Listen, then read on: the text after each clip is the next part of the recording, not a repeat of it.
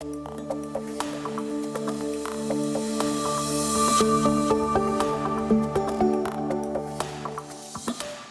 is there any difference between formulating and implementing strategy in a public vehicle than a private vehicle? Would it have been a different thought process? I'm just curious in that regard.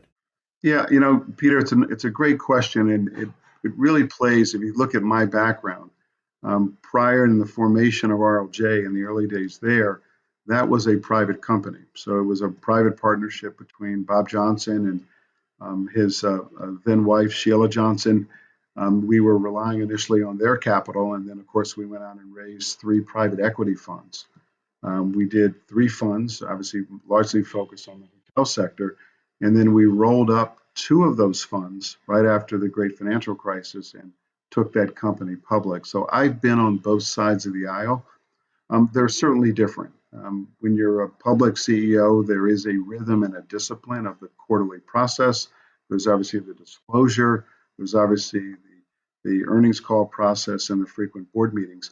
There are also similarities on the private side. You still have obviously annual reporting. You're still doing an annual shareholder or an LP meeting through that process.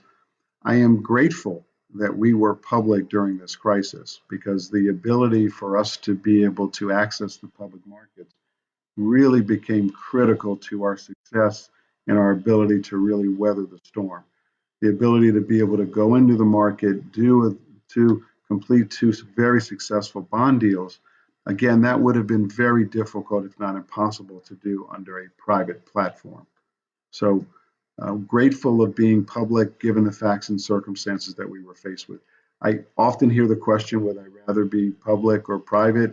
I have been fortunate and I've succeeded in both frameworks. I think it really depends on the source of your capital. Being public provides the opportunity of having that immediate access to the public markets, which is very, very important, and also having a very liquid currency from that standpoint.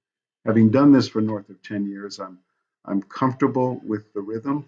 I think I have a little credibility, and I really enjoy team building. If I have probably any real gift, I think it's the ability to bring people together and build teams, and I really, really enjoy that.